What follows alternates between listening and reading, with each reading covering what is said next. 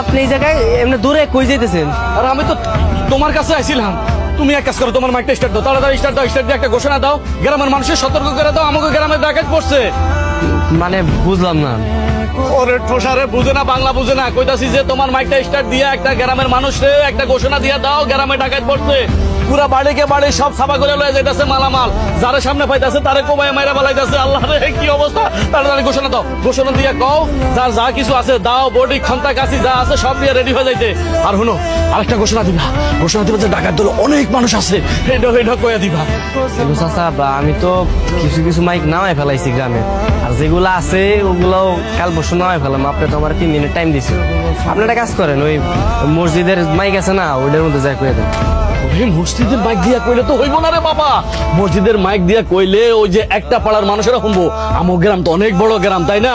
আমাকে পুরা গ্রামের মানুষের একসাথে ঘোষণা দিতে হইব, একসাথে জানান দিতে হইব।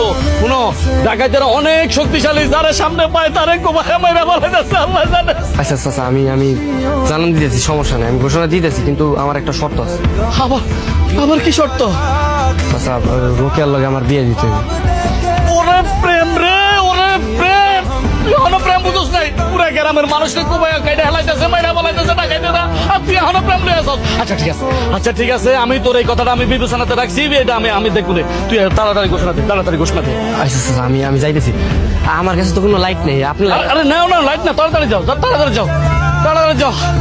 আরে রে, গ্রামের মধ্যে কি কেমন ছুটে গেছে গা। এই আমরা যাই, সামনে যতগুলা বাড়ি ভাঙবো সবাই জানা দিতে যাইতেছি।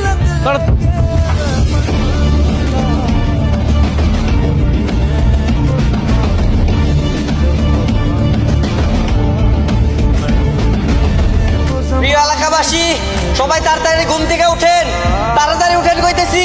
গ্রামে ডাকাত ঢুকছে, আপনাদের তার কাছে যা আছে দা বডি চুরি সবকিছু নিয়ে প্রস্তুত থাকেন। ডাকাতরা আপনারা পাইলে সাথে সাথে বাইরে রাখবেন। তাড়াতাড়ি উঠেন।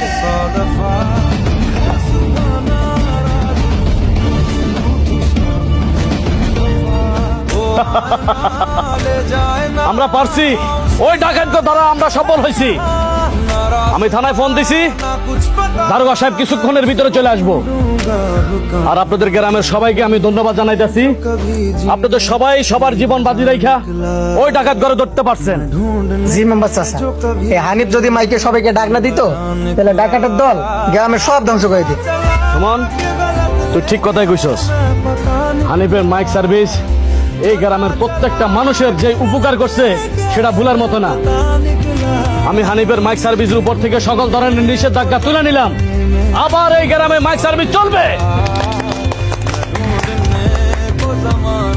চাচা তাহলে ওই কথাটা কোন কথা? আরে গতকালকে যে আপনাকে কইলাম। বুঝতে পারছি।